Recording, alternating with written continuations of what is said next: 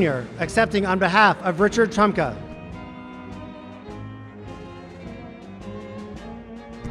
Megan Rapino.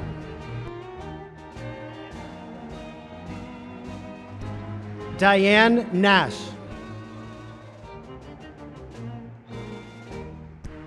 Dr. Julieta Garcia. Brigadier General Wilma Vaught.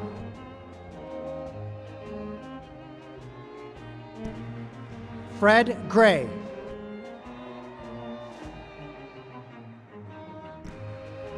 Ambassador Raul Izaguirre.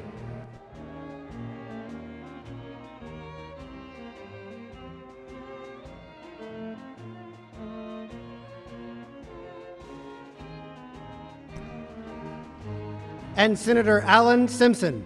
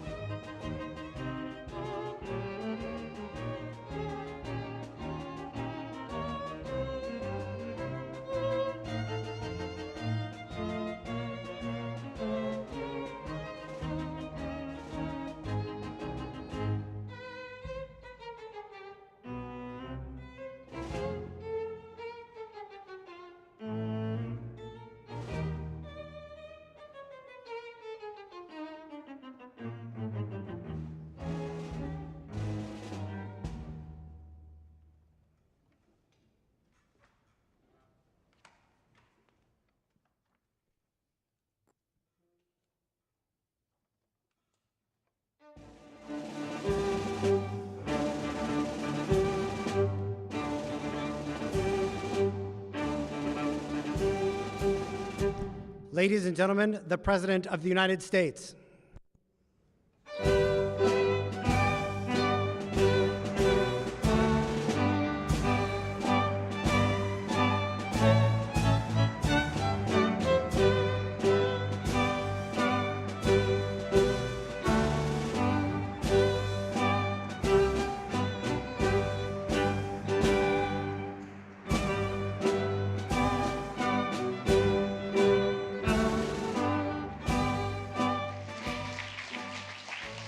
Please have a seat.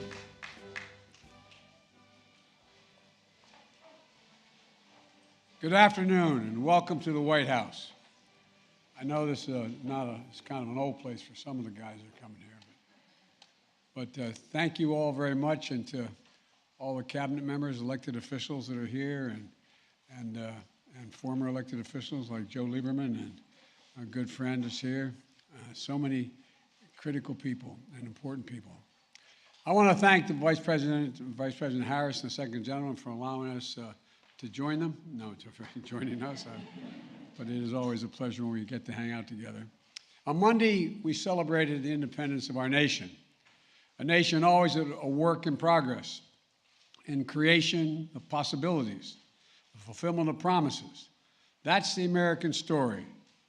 It's not a simple one. It's never been a simple one, but the 4th of July week reminds us what brought us together long ago and still binds us at our best. We strive for what we strive for. We, the people, doing what we can to ensure the idea of America, a cause of freedom, shines like the sun to light up the future of the world. That's the soul of our nation. That's who we are as Americans. And that's what we see. An extraordinary group of Americans up here on this stage that I have the honor to recognize today with the Presidential Medal of Freedom, our nation's highest civilian award.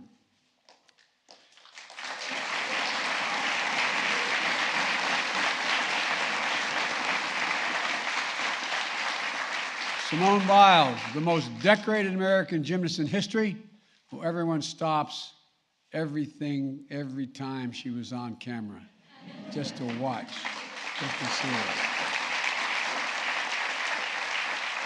When we see her compete, we see unmatched power and determination, grace and daring. A trailblazer and a role model. When she stands on the podium, we see what she is, absolute courage, to turn personal pain into greater purpose, to stand up and speak for those who cannot speak for themselves. Today, she adds to her medal count of 32. I know you're going to find room. 32 Olympic and World Championship medals. At age 25, the youngest person ever to receive the Medal of Freedom. The youngest ever.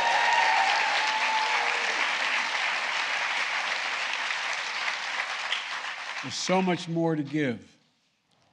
A fellow elite athlete, Megan Rapinoe. Where, Megan? Where are you?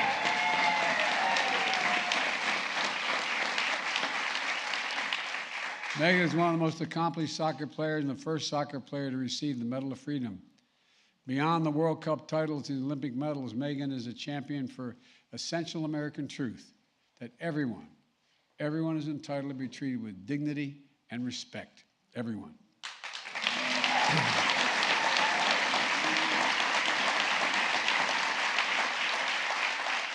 Along with her incredible teammates of the United States women's national team, and by the way, my son Hunter and daughter-in-law are here. His daughter was a great high school athlete, and she was so excited to be with you when you won the championship, and walking off the field. And we said hi to you. She said, I was busy. So when she wins again, I hope when I see her, she'll say, I think I know that guy. Maybe? It depends. I think yes. Megan did something really consequential. She helped lead the change for perhaps the most important victory for anyone on her soccer team or any soccer team. Equal pay for women. Equal pay for women.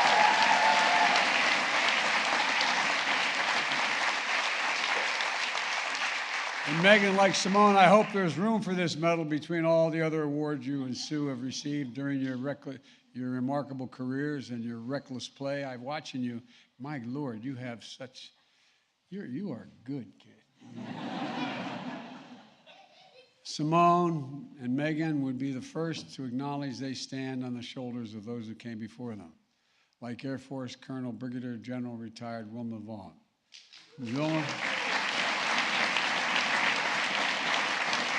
Wilma is one of the most decorated women ever to serve in the United States military. She enlisted in the 1950s because she wanted to be a leader. She did that and more, becoming the first woman in almost every leadership role she held in nearly 30 years in uniform, shattering conventions, shaping a new tradition of our military. And she couldn't stop after retirement. She led the creation of the Women's Military Service for America Memorial and the Gateway of Arlington National Cemetery, the first museum of its kind, so that we may know and be inspired by not just her story, but by the stories of millions of women who served this nation in uniform.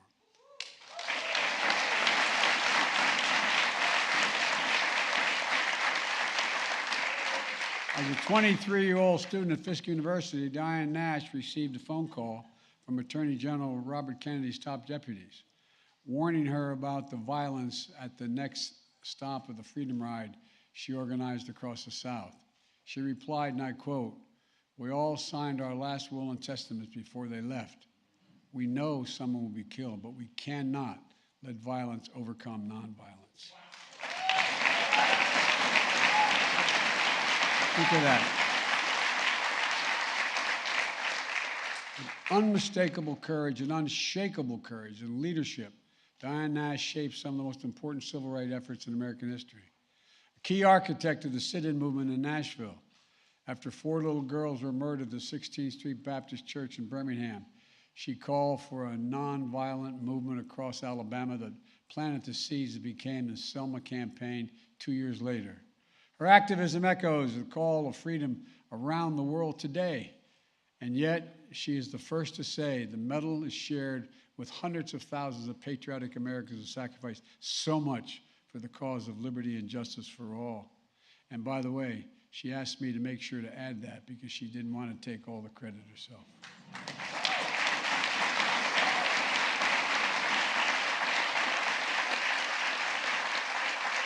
When Dr. King, Rosa Parks, and Claudette Colvin, and John Lewis, and other giants of our history needed a lawyer for their fight for freedom, you know who they call? They call a guy named Fred Gray. That's who they call.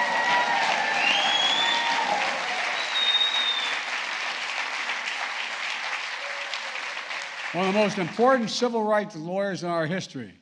Fred's legal brilliance and strategy desegregated schools and secured the right to vote. He went on to be elected as one of the first African Americans to Alabama state legislature since Reconstruction. An ordained minister, he imbued a righteous calling that touched the soul of our nation. And at 91 years young, he's still practicing law. He's still...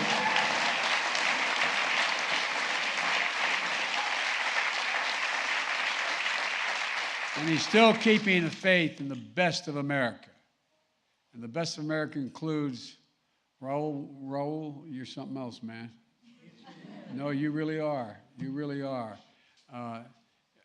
Raul was a son and a father who fled violence in Mexico and a mother who was a multi-generation Texan. Raul dreamed of American dream from San Juan, Texas, in the lower Rio Grande Valley. He served with honor in the United States Air Force, then turned a small civil rights group into one of the nation's most important ones. For over 30 years as president of the National Council for La Raza, Raul was an undaunted leader in the struggle for civil and human rights for Latino Americans. Challenging the powerful on behalf of the powerless, never forgetting where he came from and the promise of this nation.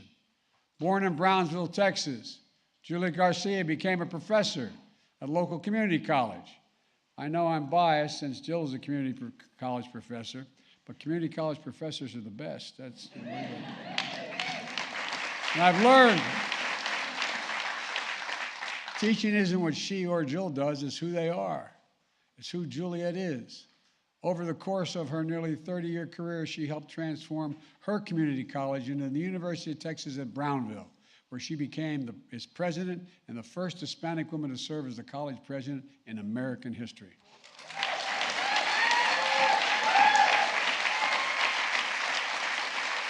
Believing education is the cornerstone of our democracy, she created a culture of excellence, affirmation, and intellectual curiosity for generations of students, many of the first in their families to go to college, and who see their American dream through her and because of her. Other than my family, the biggest impact in my life were the nuns at Holy Rosary and St. Helena's schools, the Sisters of St. Joseph in Claymont, Delaware. You think I'm joking? I'm not. Nuns never forget a thing. Never. And by the way, I was doing Villanova's commencement, and one of my nuns from school was getting her doctorate degree. I presented it to her. And she said, that was pretty good, Joe, but you said you instead of me at the time. They taught me in school, and they helped me. I used to stutter very badly. They gave me confidence. They gave me confidence that I could do anything. They really did. For so many people and for the nation, Sister Simone Campbell is a gift from God. And for the past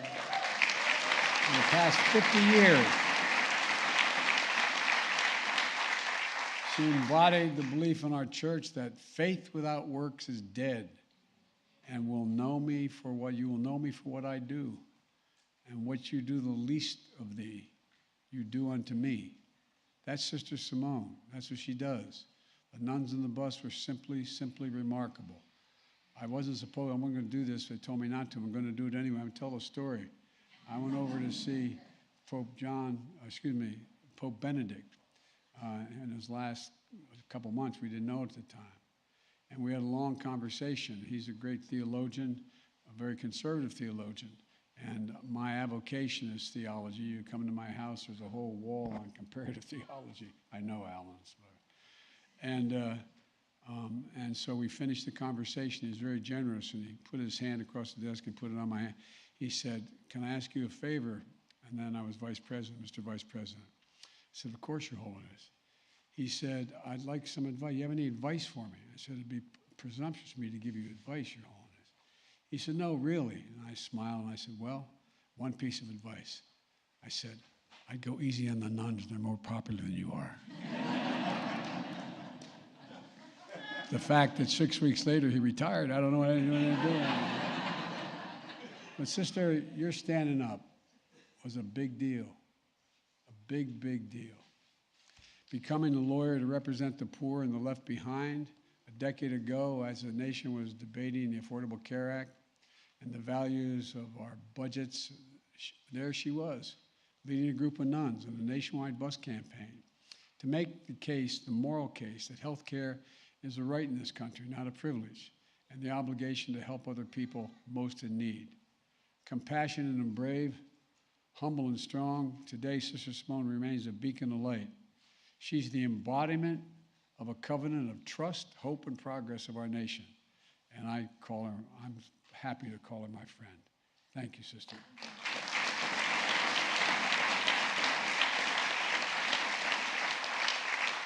Another dear friend of mine, and the reason why back in Delaware in the Greek community I'm known as Joe Bidenopoulos.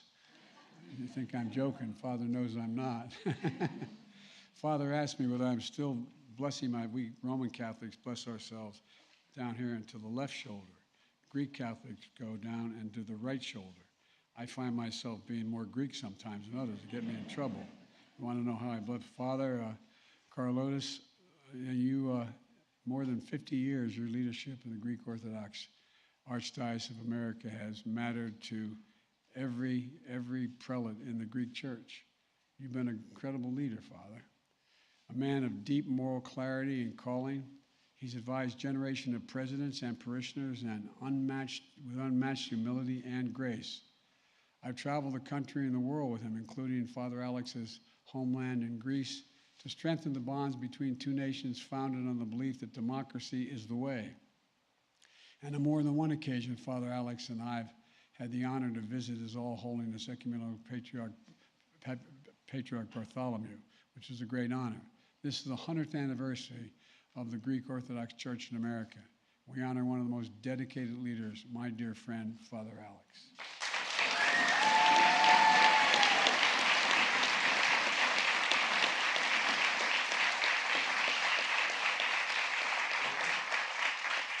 Speaking of faith, when you meet Gabby Giffords, Congresswoman Giffords, you're reminded of the strength of faith.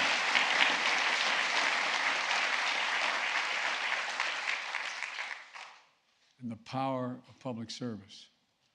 Elected by the people of her hometown in Tucson, Arizona, because they trusted her. They trusted her. They still trust her. They believed in her. They learned, and they learned as a nation, what the whole nation has learned. She's the embodiment of a single significant American trait. Never, ever give up. My dad, Hunt's grandfather, used to have an expression. He said, never bend, never bow, never yield, never give up. Just get up, Joey. Just get up. Proof that we'll not grow numb to the epidemic of gun violence in this nation. Proof that we can channel the pain and sorrow we see too often in America into a movement that will prevail. With her husband, the United States Senator Mark Kelly, who, by the way, was that astronaut you all remember. She is more consequential, I acknowledge, but they're helping power that movement. On Monday, we'll celebrate the most significant gun safety law in 30 years because of them and because of the families like theirs all across America. Gabby is one of the most courageous people I have ever known.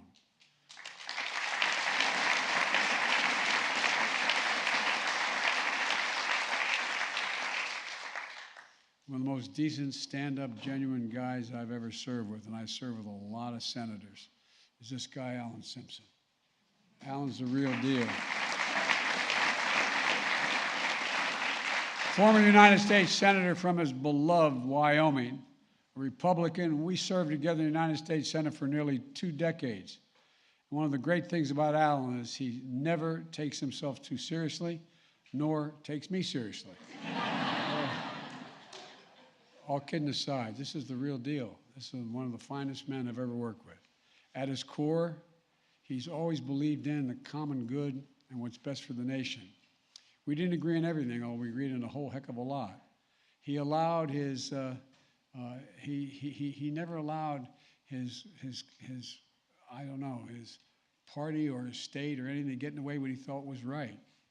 He allowed his conscience to be his guide, and he believed in forging real relationships, even with people on the other side of the aisle, proving we can do anything when we work together as the United States of America. It matters, it matters, it matters.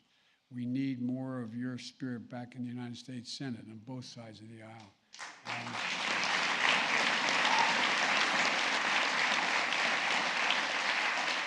Just ask Khizr Khan, who studied the U.S. Constitution as a law student in Pakistan. Inspired by its meaning, he immigrated to America with his wife and their young family when they were very little, but fully believing in the promise of this nation. They watched their middle son enlist in the United States Army with his own dreams to be a military lawyer, but ultimately sacrificed himself to serve his fellow soldiers. And we all watched as the oldest and darkest forces of hate emerged in new ways, only to meet the strength, goodness, and decency of this Gold Star American family. In late November 2016, I invited the Khans to the Vice President's residence at Naval Observatory for a Diwali reception. An Irish Catholic Vice President of a Muslim Gold Star family at a reception observing a Hindu holiday. That, and I'm being very serious, that's the America that we know. That's the America he and I and most of you, I pray God, believe in. We were parents united by the pain of losing a piece of our souls and finding the purpose to live a life worthy of them. After today's Father's Medal of Freedom will rest next to the Son's Bronze Star and Purple Heart. And Khizr Khan, you will continue to carry a copy of the Constitution. I didn't ask you, but I imagine it's still in your pocket as a reminder of the charge that has to be kept.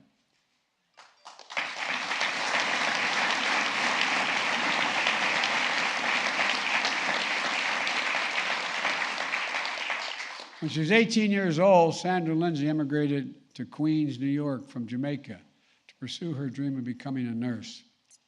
As director of nursing and critical care at a hospital in Queens during the height of the pandemic, she poured her heart into helping patients fight for their lives and to keep their fellow nurses safe. And when the time came, she was the first person in America to get fully vaccinated outside of clinical trials. Sandra, as I told you before, if there's any angels in heaven, they're all nurses, male and female. No, for real. They really are. Many of you who have spent a lot of time in the hospital, as some of us have, you know. Doctors let you live. Nurses, male and female, make you want to live. Make you want to live. Sandra's vaccination card and hospital scrubs and badge are part of the Smithsonian National Museum of American History exhibit on COVID-19. Today, she receives our nation's highest civilian honor and deserves it.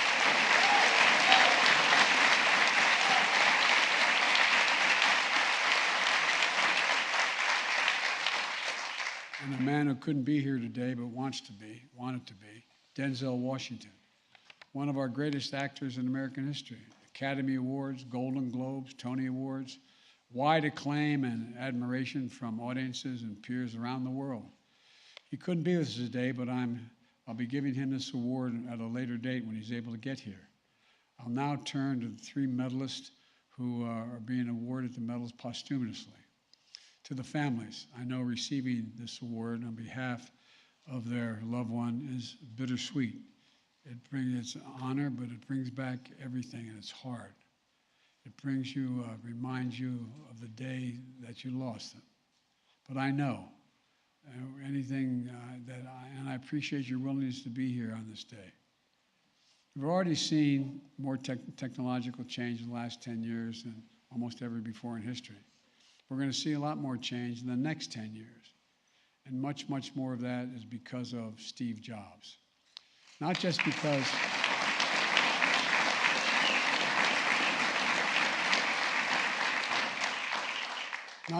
of his innovations and inventions revolutionized personal computing and our way of life, It's for his embodiment of a core American character that he believed was within each of us. Character that get tested in setback and failure. Character that's true in perseverance and daring. Character defined by what we leave on this earth when our time comes. And what Steve left us is something special. Technology with the capacity to improve our lives in ways that haven't even yet been thought of. And the love of his family, Lorene, Powell, Jobs, and their children, who I had the great honor of working with when I was doing the Cancer Moonshot in the previous administration. They carry on this incredible legacy of doing big things, perhaps biggest of all, helping us end cancer as we know it, because it matters. It matters. It matters to people who need help is why they do it, and it mattered to Steve Jobs. Richard Trumka, he said about unions, quote, "We do America's work. No one did more work for American workers than he did." For Rich,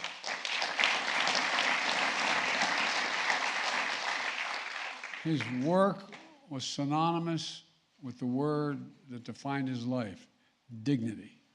Dignity. Dignity that comes with a good paying job that builds a good and decent middle class life. And his work was fierce, always trying to do the right thing for working people, fighting for and protecting their wages, their safety, their pensions they earned and deserved, fighting for the worker power and for America itself and our economic might and dynamism. In more than 30 years of friendship, he's always honest, fair, and tough and trustworthy, the guy you want in your corner. In fact, I was in Cleveland yesterday, announcing one of the most significant actions to protect pensions for millions of workers and retirees in 50 years. Barbara, Rich Jr., and the family, we felt him there. We felt him there with us, and we talked about him, and we feel him here today. Rich Trumka was the American worker, was the American worker.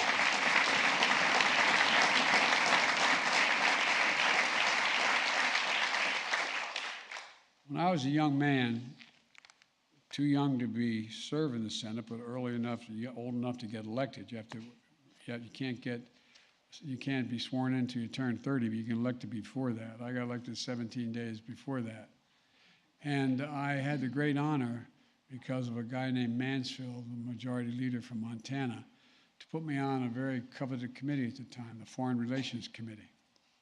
That's when I first met John McCain a couple years later.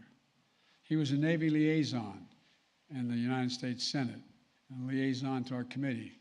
When we traveled with a Navy liaison personnel. John and I traveled the world together, literally traveled the world together. We became friends. We agreed on a lot more than we disagreed on. And although he was my Navy liaison, I turned to him for advice lots of times when we were talking about foreign policy issues abroad. But the two things we never talked about. We never talked about his imprisonment in the Hanoi Hilton, nor the death of my wife and my daughter. The pains were significantly different, but somehow we seemed to sort of understand one another. It was a long time ago. We both wanted to make things better for the country that we both loved, and that never wavered. In fact, I admit to my Democratic friends, I'm the guy that encouraged John to go home and run for office, for real, because I knew what incredible courage, intellect, and conscience he had. We used to argue like hell on the Senate floor, but then we'd go down and have lunch together afterwards, as you remember. We ran against each other, which I didn't like, on tickets to the highest office in the land. I was the candidate for vice president, he was the candidate for president. I never stopped admiring John, never said a negative thing about him in my life, because I knew his honor, his courage, and his commitment. That was John McCain. And the code he inherited from his family that served before him and is passed on to his brothers, sisters, children, grandchildren today. Cindy, Madam Ambassador, and the family, I'm honored you have to accept this medal on his behalf. As they say in the Senate, a point of personal privilege. I was John was staffing me on a trip to Asia in the late 70s. And we stopped in, there you are, we stopped in Hawaii. And Cindy, I think you were there on vacation. And you were talking to my wife, Jill. And John kept looking at her. and he talked about her. So Jill and I did something which was a little presumptuous. We made sure they introduced one another. He still owes me. I think it's the best thing we ever did for John. The very best.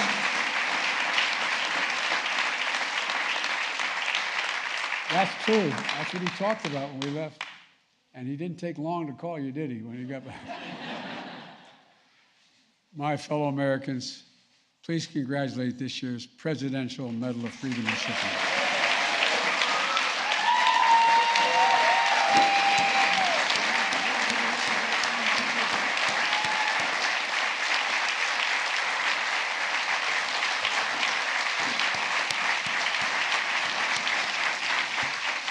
Now I'm going to ask the military aide to read the rest of the citations as we present the medals. Please be seated.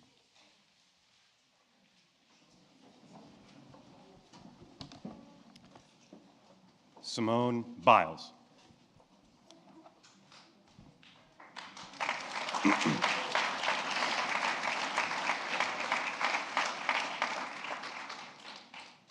Overcoming great odds, Simone Biles is the most decorated American gymnast in history.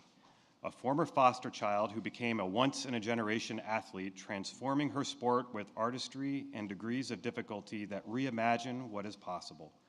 With absolute courage and honesty, she expands the legacy of our greatest champions who challenge the powerful and speak up for justice and the wellness of body and mind. Leaning on faith in God and family, Simone Biles is an inspiring symbol of strength, grace, and pride in those three letters, USA.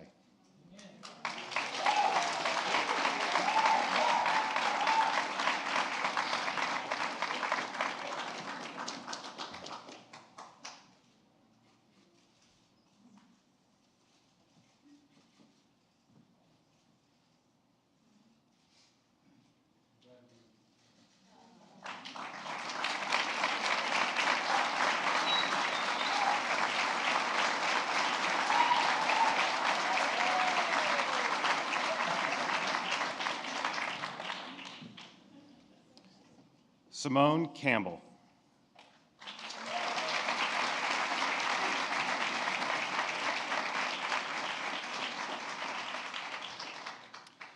Inspired by nuns in Catholic school, Sister Simone Campbell has dedicated her life to the suffering and the searching.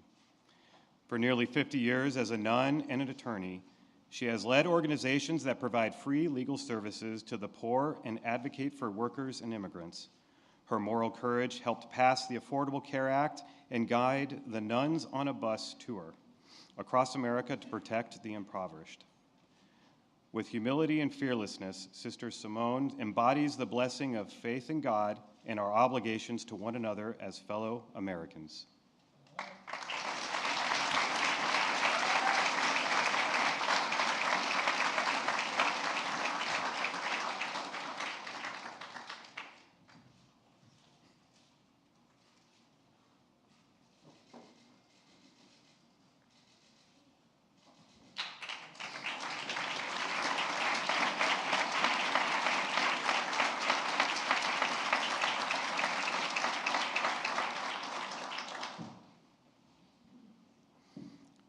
Julieta Villarreal Garcia.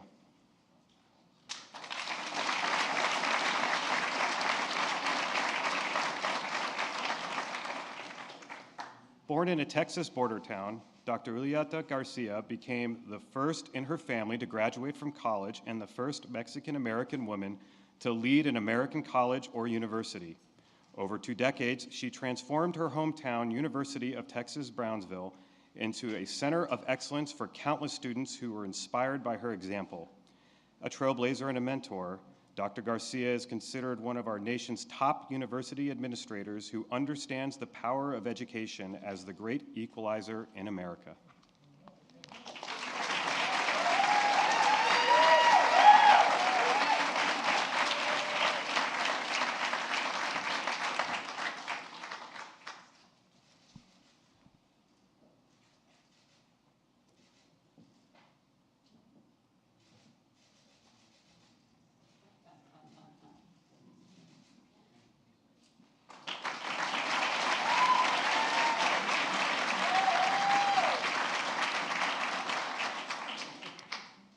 Gabrielle Giffords.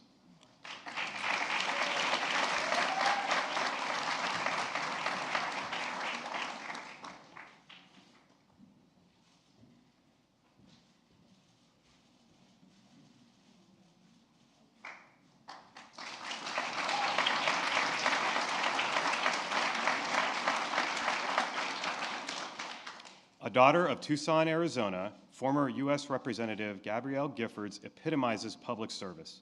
Voters elected her 5 times to state and federal office. Even after that January day in 2011 that shocked our nation's conscience, she summoned the courage to keep serving. She learned to walk, speak, and write again.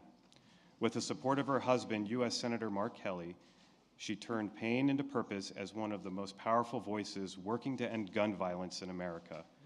Because of her, lives will be saved and America will be safer.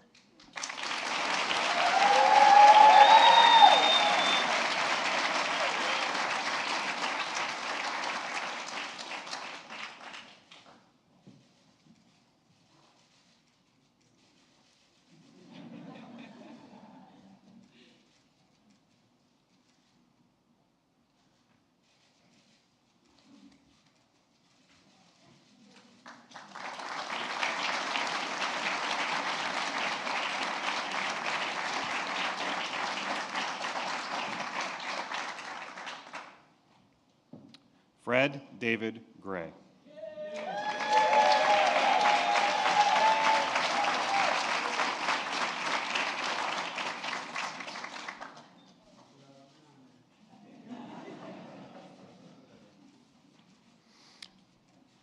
When Rosa Parks refused to move to the back of the bus, Fred Gray represented her in front of the courtroom, just as he did for Martin Luther King Jr. and countless marchers for justice. Risking his own safety, he helped secure voting rights, desegregate schools, and win other battles for the soul of our nation. A patriarch of a family and a movement, Fred Gray is a lawyer by trade and a preacher at heart who follows the command to hate evil, love good, and establish justice in the gate.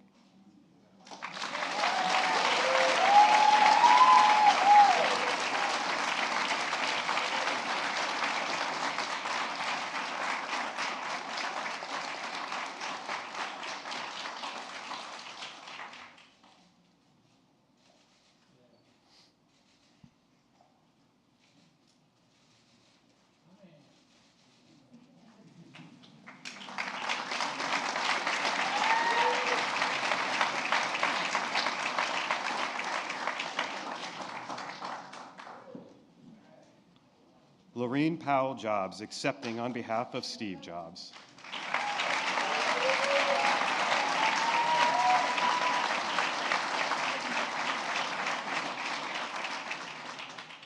Few people in history embody the American spirit of innovation like Steve Jobs. The adopted son of high school educated parents, he redeemed soda bottles to pay for his meals after dropping out of college. At every turn of life, he dared to think different. As the co-founder of Apple, he created one of the most important companies in history, bringing computing into homes and phones and revolutionizing our way of life. A true visionary, a beloved husband and father, Steve Jobs embodied that most American of questions: what's next?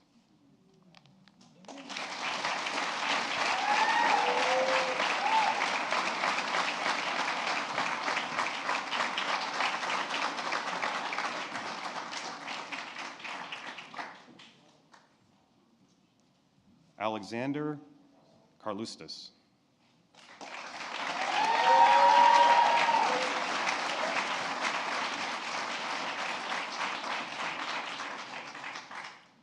Protopester of the Ecumenical Patriarchate, the former Vicar General of the Greek Orthodox Archdiocese of America, Father Alexander Carlustos is a humble servant of God and the embodiment of the ancient idea that binds 2 great nations, democracy. Through more than 50 years of service with moral clarity, love of family, and pride in the Greek-American community, the man known simply as Father Alex to presidents and parishioners alike inspires us to believe in the power of we, the people.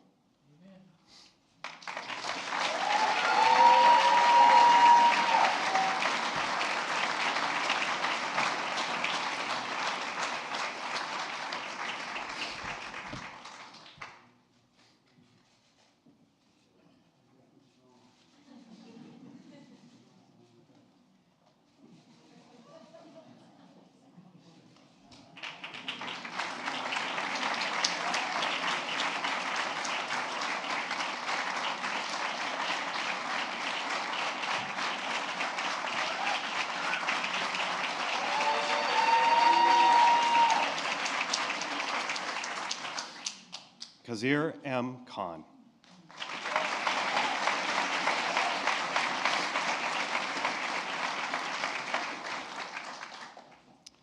A son of farmers in Pakistan, Kazir Khan studied law, inspired by the U.S. Constitution. He met and married a college classmate, Ghazala, and together they immigrated to America. A brilliant lawyer, he watched their 3 sons follow their American dreams, including their middle son, Army Captain Humayun Khan, who enlisted during college and paid the ultimate sacrifice in Iraq. The father of a Gold Star Muslim family, Kazir Khan turned pain into purpose to become a foremost defender of the ideals of our Constitution and the embodiment of its highest ideals.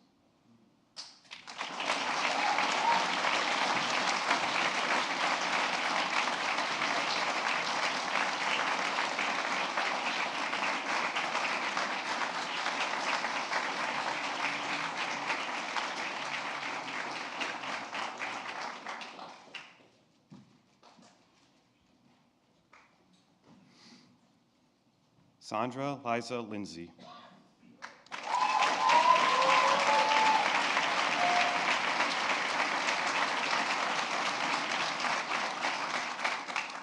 An immigrant from Jamaica, Sandra Lindsay is a nurse in Queens, New York, and the first American to be vaccinated against COVID-19 outside of clinical trials.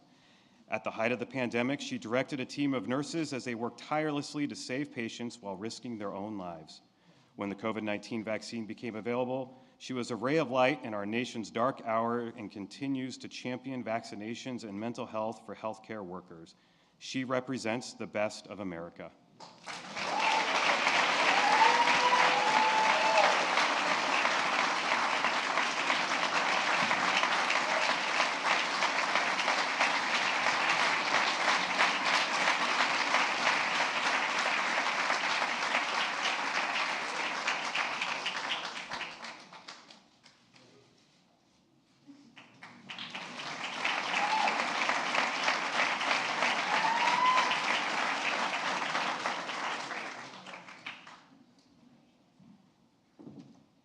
Cindy McCain, accepting on behalf of John S. McCain III.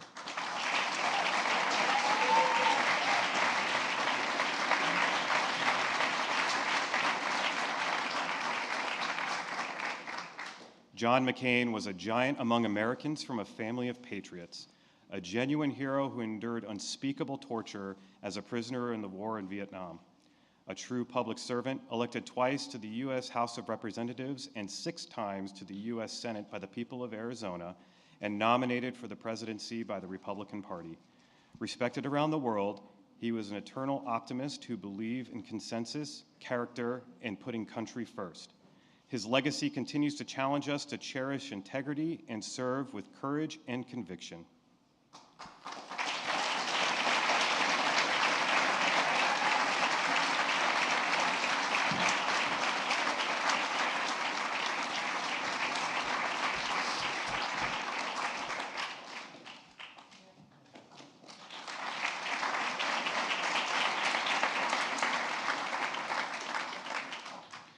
Diane J. Nash.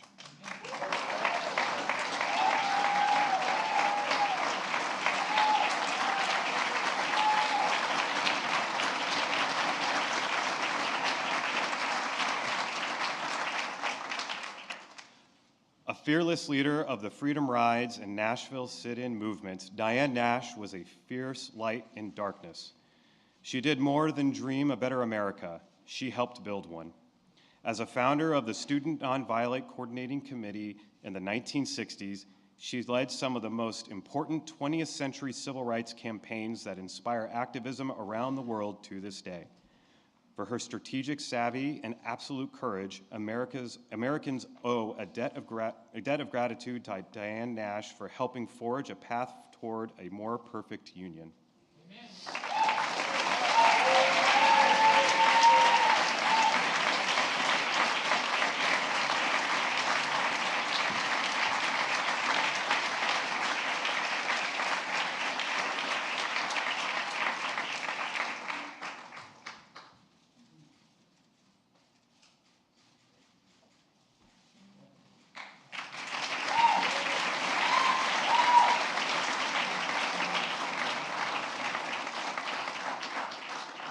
Megan Rapinoe.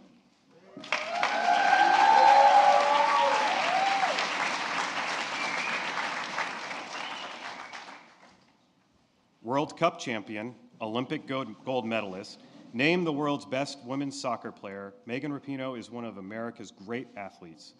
Known for her creative play and leadership, she also leads with a fierce will off the field.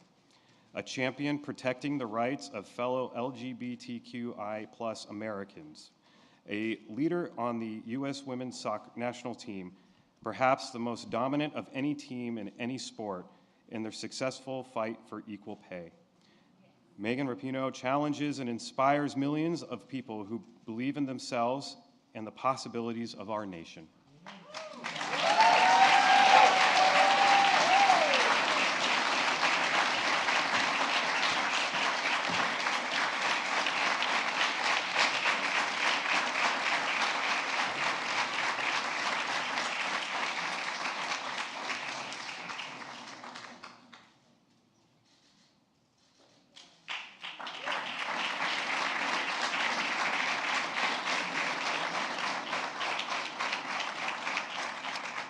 Alan K. Simpson.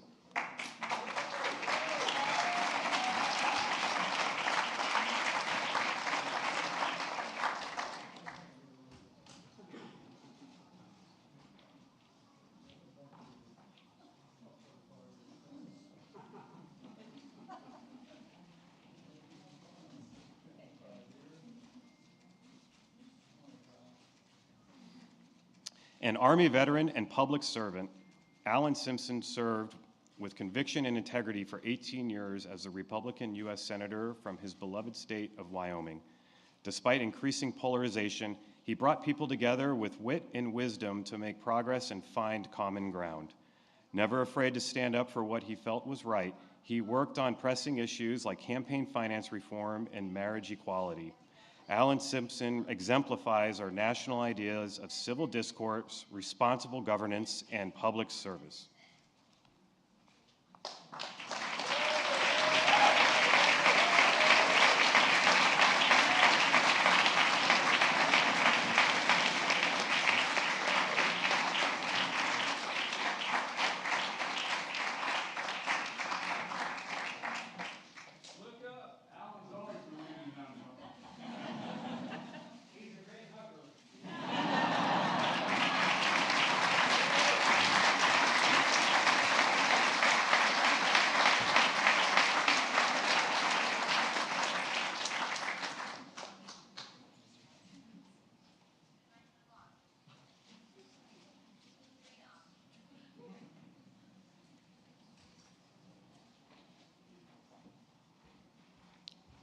Richard Trumpka, Jr., accepting on behalf of Richard L. Trumpka.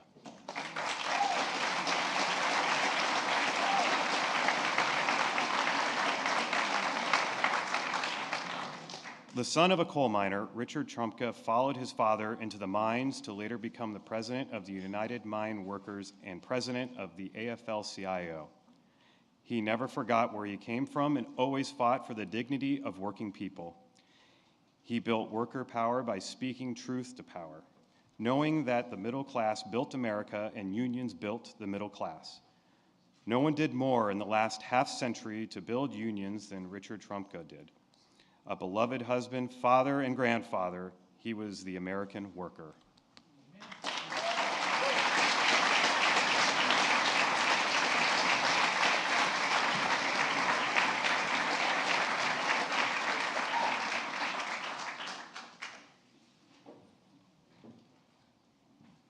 Wilma L. Vaught.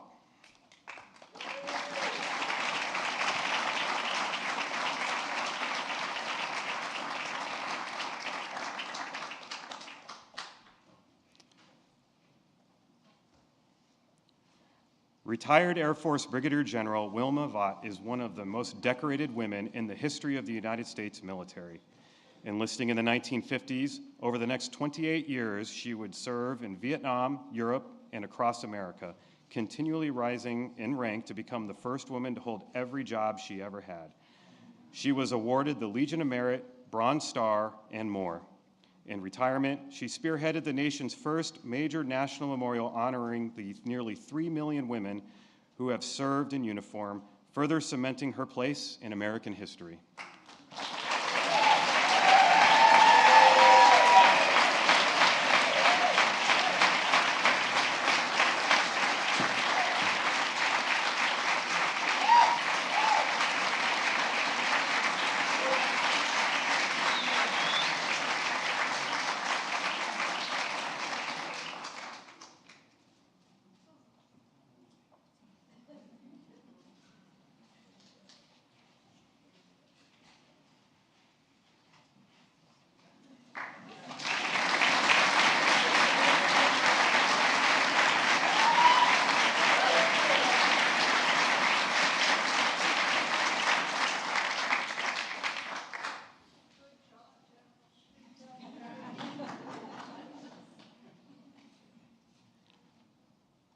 Raul Izaguirre.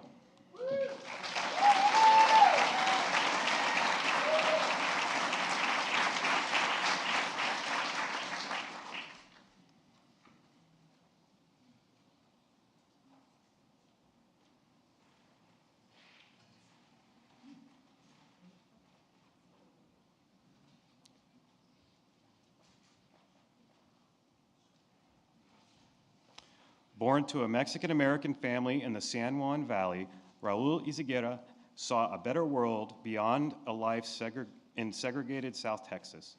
After serving in the Air Force, he became one of our nation's preeminent civil rights leaders as president of the National Council for La Raza. Over 30 years, he has forged immeasurable progress on voting rights, education, and more to deliver the promise of America to millions of Latino Americans. In service to our nation, he has helped ensure that America remains a land of possibilities.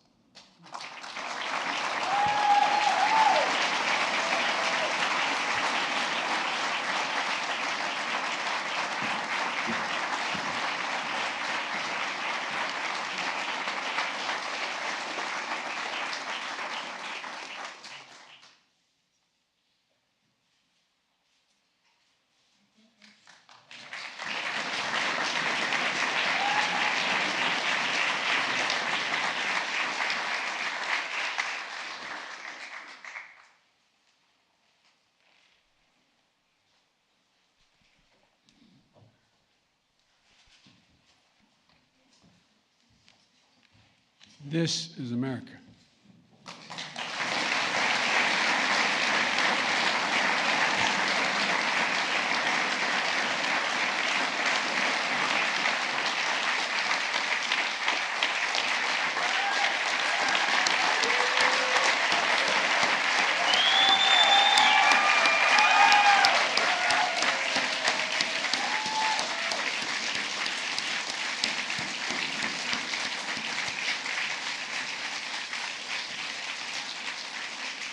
Folks, this concludes this event, but we have a reception. I hope you'll stay and enjoy it. Again, thank you, thank you, thank you all. Ladies and gentlemen, please remain in your seats as the President, Vice President, Second Gentleman, and medalists depart the East Room. Thank you.